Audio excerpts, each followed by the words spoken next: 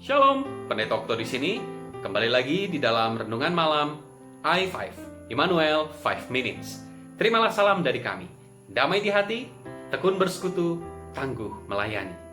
Bapak Ibu Saudara yang terkasih, firman Tuhan dalam renungan malam kali ini berasal dari Mazmur pasal 125. Mazmur ini dilatar belakangi oleh periode setelah pembuangan, di mana keberadaan umat Israel sebagai sebuah bangsa seringkali masih berada di bawah pengaruh, kendali, atau kontrol negeri-negeri asing yang masih ingin menguasai mereka. Setelah sekian lama di bawah tekanan negara asing tersebut, tentu ketika Israel kembali, maka keadaannya masih bersifat transisi. Masa-masa transisi memang serba belajar dan terkadang menemukan jalan sulit untuk menatap, mengokohkan, dan mengatur bangsanya dalam upaya menunjukkan keeksistensiannya sebagai sebuah bangsa. Masa transisi juga sering dimanfaatkan pihak asing untuk mencoba kembali menguasai Israel. Kondisi tersebut bisa membuat ketakutan tersendiri bagi Israel. Bangsa Israel setelah kembali dari masa pembuangan memang tidak serta-merta mengalami kedamaian dan semangat yang baru, serta optimisme tinggi untuk menghadapi tantangan hidup ke depan. Karena setelah sekian lama mereka berada di masa pembuangan, ketika mereka kembali, seakan-akan mereka seperti memulai sesuatu dari nol lagi. Kondisi demikian bisa saja membuat mereka tawar hati, takut, dan pesimis dengan keadaan ke depan. Ungkapan melalui nyanyian di ayat yang pertama dan yang kedua bertujuan untuk memberikan pengharapan dan penghiburan bagi mereka untuk menghadapi hidup ke depan. Mereka diyakinkan untuk memiliki iman atau percaya kepada Tuhan dengan tidak ragu dan tidak bimbang. Karena hanya dengan percaya kepada Tuhan, maka Tuhan yang digambarkan seperti Gunung Sion itu bukan saja kuat dan sanggup untuk menolong mereka, tetapi juga tidak akan meninggalkan mereka. Kekhawatiran mereka akan intervensi bangsa lain atau bangsa asing tidak perlu lagi ada dalam benak mereka.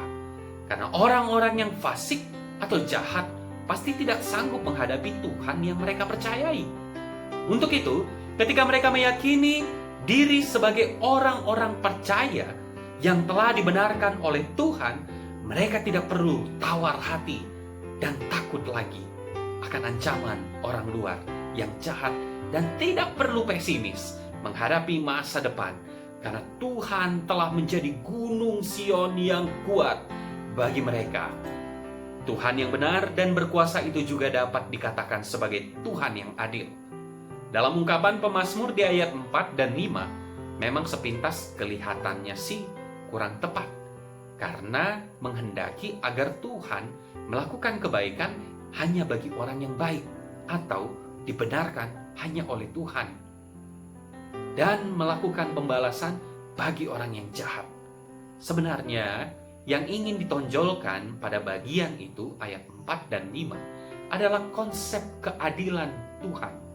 Setiap orang yang hidupnya benar di hadapan Tuhan akan mengalami kedamaian dari Tuhan, sedangkan orang yang jahat akan mengalami kehancuran, karena Tuhan pasti akan menegakkan keadilannya.